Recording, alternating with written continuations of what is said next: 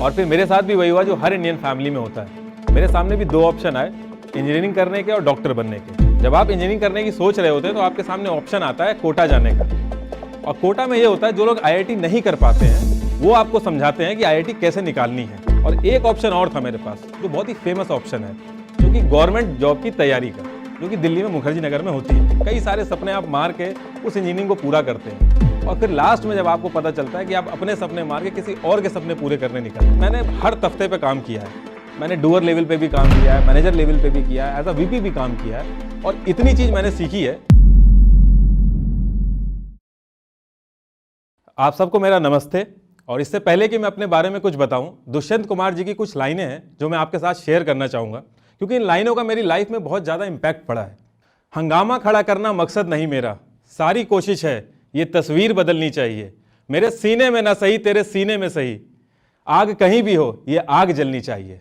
मेरा नाम नितिश राजपूत है और पिछले कुछ महीनों से मैं अपनी वीडियोज़ के थ्रू इसी आग को जलाने की कोशिश कर रहा हूँ और जिसमें मैं काफ़ी हद तक कामयाब भी रहा हूं। लेकिन जब भी आप अपनी वीडियोस के थ्रू अपनी बात रखने की कोशिश करते हैं तो सबसे पहले आपका कॉन्फिडेंस उस बात में बहुत ज़्यादा होना चाहिए, तब जाके लोग आपकी बात को मानते हैं। लेकिन हमेशा से मैं ऐसा नहीं था। जब मैं स्टेज पे जाता था तो वहाँ पे ऐसा लगता था जैसे किसी ने कैमरे का फ्लैश ऑन कर दिया और मेरे सामने सब काला पड़ जाता था और मुझ में कॉन्फिडेंस की बहुत ज़्यादा कमी थी। धीरे धीरे मुझे ये चीज़ रियलाइज़ हो गई थी कि मेरे में ही शायद कोई कमी है। जो लोग डिबेट में अच्छा कर रहे हैं या जो लोग बहुत अच्छे से ग्रुप डिस्कशन कर रहे हैं उनमें कोई बात अलग है। लेकिन मेरे मदर और फादर को इस चीज़ से बहुत ज़्यादा प्रॉब्लम थी।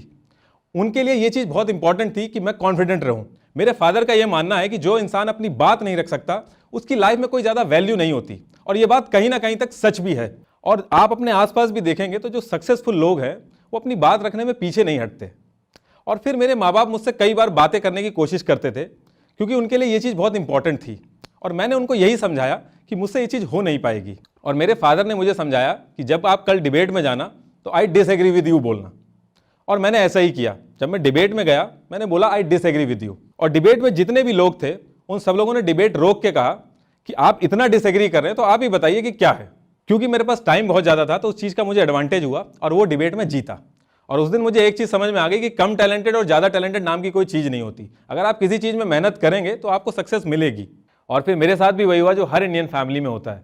मेरे सामने भी दो ऑप्शन आए, इंजीनियरिंग करने के और डॉक्टर बनने के। और मेरे रिलेटिव और आसपास के लोगों ने ये चीज़ मुझे समझा दी थी कि तुम लकी हो जो तुम्हारे सामने ये दो ऑप्शन आए हैं और बाकी लोगों को ये ऑप्शन भी नहीं मिलते। और फिर जैसे तैसे करके मैंने इंजीनियरिंग का रास्ता चुना। जब आप इंजीनियरिंग करने की सोच रहे होते हैं तो आपके सामने ऑप्शन आता है कोटा जाने का। और कोटा में ये होता है जो लोग आईआईटी नहीं कर पाते हैं वो आपको समझाते हैं कि आईआईटी कैसे निकालनी है, जैसे कि दिल्ली के मुखर्जी नगर में होता है। और वो लोग हमेशा 1 या 2 नंबर से पीछे रह गए होते हैं। लेकिन मैंने घर वालों को समझा लिया था कि कोटा नहीं जाना है, लेकिन इंजीनियरिंग से मैं नहीं बच पाया था। जब मेरा इंजीनियरिंग में एडमिशन हुआ तो वहाँ भी रटने का कंपटीशन हुआ और कुछ ही टाइम में मैं ये चीज़ समझ गया था और मैंने रट्टा मार के वहाँ भी डिस्टिंक्शन से पास हो गया। और एट दी एंड जब मैं कॉर्पोरेट कल्चर देखा तो बहुत ही चीटेड फील हुआ मुझे, क्योंकि कितना सारा टाइम लगता है, कितनी इन्वेस्टमेंट लगती है, कई सारे सपने आप मार के उस इंजीनियरिंग को पूरा करते हैं और फिर लास्ट में जब आपको पता चलता है कि आप अपने सपने मार के किसी और के सपने पूरे करने निकल रहे हैं। और इस चीज़ के लिए घर में मिठाइयाँ भी बंटती हैं, लेकिन मेरे पास ऑप्शन बहुत कम थे। या तो घर जाके मैं अपने डैड का बिजनेस संभालूं, लेकिन आप कितने भी अच्छे हों और कितने भी लाखों रुपए अपने घर के उसमें कमा लें, लेकिन आपको पॉकेट मनी ही मिलती है, तो वो लाइफ मुझे जीनी नहीं थी। तो मेरे सामने यही ऑप्शन बचा था। और एक ऑप्शन और था मेरे पास जो बहुत ही फेमस ऑप्शन है, जो कि गवर्नमेंट जॉब की तैयारी का, जो कि दिल्ली में मुखर्जी नगर में होती है। मैंने काफ़ी रिसर्च करी, लोगों से बात करी, लोगों से पूछा कि इसके फ़ायदे और नुकसान बताइए। और लोगों ने बताया कि अगर इसमें आप काम करेंगे, अगर नौकरी लग गई आपकी गवर्नमेंट जॉब में, तो आपको निकालेंगे नहीं।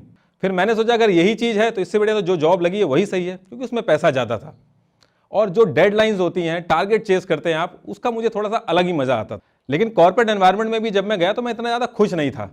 बिल्डिंग्स बड़ी बड़ी थी, कांच लगे हुए थे, बहुत ही अच्छा एनवायरनमेंट था। लेकिन अगर आप उसको ध्यान से नोटिस करोगे तो बहुत ही आर्टिफिशियल रहती है हर चीज़। शीशे के ग्लास, बड़ी बड़ी बिल्डिंग, जिस चेयर पे आप बैठे हो वो चेयर भी प्लास्टिक की है, वर्क स्टेशन, जो आपके अगल बगल लोग हैं वो भी सब नकली।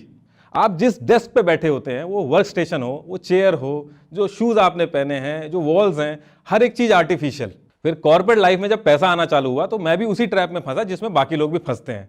वो नए नए आईफोन, कार, घर, ये सारा लेना, तो मैं भी उस सब ट्रैप में फंसा। लेकिन इस पूरे कॉर्पोरेट उसमें मैंने हर तख्ते पे काम किया है।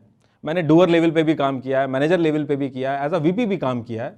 और इतनी चीज़ मैंने सीखी है कि जब आप इन सब चीज़ों में फंसते हैं तो उस सैलरी के आप मोहताज हो जाते हैं, और जब आप उस सैलरी के मोहताज हो जाते हैं तो आप वो भी करते हैं जो आपको नहीं करना चाहिए। और ये चीज़ मैंने यहाँ से सीखी थी। फिर मेरे साथ एक चीज़ अच्छी हुई कि मैंने एक बुक पढ़ी, द सीक्रेट ऑफ हैप्पीनेस। उसमें ये बताया है कि एक्चुअल में हैप्पीनेस होती क्या है। आप कार खरीदते हो, घर खरीदते हो, अलग अलग चीज़ें खरीदते हो, लेकिन कार और घर खरीदने के लिए बहुत लंबे टाइम तक मेहनत करनी होती है। और मेरे साथ भी ऐसा ही हुआ, मैंने काफ़ी टाइम तक मेहनत करी और इन सब चीज़ों को खरीदा, लेकिन उनकी जो खुशी होती है वो 1-2 हफ्ते तक टिकती है। और ये नेवर एंडिंग प्रोसेस है। जब आपको कार मिल गई तो आपको कुछ और चाहिए, जब आपको घर मिल गया तो आपको कुछ और चाहिए, फिर उसके लिए आप मेहनत करेंगे। लोग कार खरीदते हैं एक्स्ट्रा टाइम करके ताकि उसी कार से ऑफिस जा सके। तो ये चीज़ मुझे बहुत जल्दी इस बुक को पढ़ने के बाद समझ में आ गई थी। फिर धीरे धीरे मैंने अपने आसपास चीज़ें शुरू करी। आनंद गोप समिति करके एनजीओ है, उसमें पेस्टिसाइड जो होते हैं फूड के अंदर, उसके अंदर ग्राउंड लेवल पे काम किया और अपने आसपास जितनी भी चीज़ें हैं उनकी भी हेल्प करी, क्योंकि इससे पहले मैं सिर्फ और सिर्फ अपने बारे में सोच रहा था। लेकिन जब मैं ये कर रहा था तो बहुत कम लोगों तक रीच हो रही थी, और उसके बाद मैंने डिसाइड करा कि अगर मैं वीडियोस के थ्रू अपनी बात रखूंगा तो बहुत ज़्यादा लोगों तक इंपैक्टफुल होगा। लेकिन मैं मोटिवेशनल वीडियोज़ नहीं बनाना चाहता, क्योंकि मैं उससे खुद कभी कुछ नहीं सीख पाया।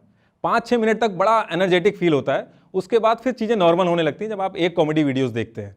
और यही मेरे साथ भी हुआ। तो मैं वो नहीं करना चाहता था, मैं अपना लाइफ एक्सपीरियंस शेयर करना चाहता था, क्योंकि जो इंसान अपनी लाइफ से सीखता है वो कहीं और से नहीं सीख पाता है। और जब मैंने ये सोशल इश्यूज़ पे वीडियोस बनाने का सोचा था तो मेरा मोटिव यही था कि मैं लोगों को सिर्फ अवेयर करूं, मैंने सोल्यूशन देने की नहीं सोची। जब मैंने सोशल इश्यूज़ पे वीडियोज़ बनाने का सोचा था तो मुझे ये पता था कि इन सारी प्रॉब्लम का सोल्यूशन एक ही है, लोगों में अवेयरनेस।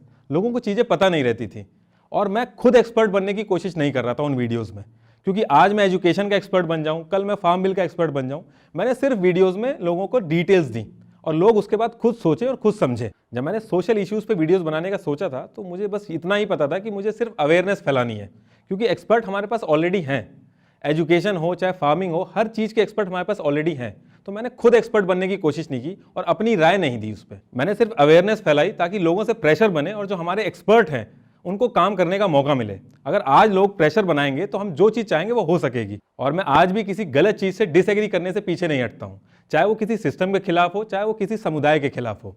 और लास्ट में मैं फिर से वही लाइन बोलूँगा कि सारी कोशिश है ये तस्वीर बदलनी चाहिए। Thank you. इस वीडियो के बारे में अपनी राय नीचे कमेंट सेक्शन में हमें बताएं और अपने दोस्तों के साथ ये वीडियो शेयर करना ना भूलें।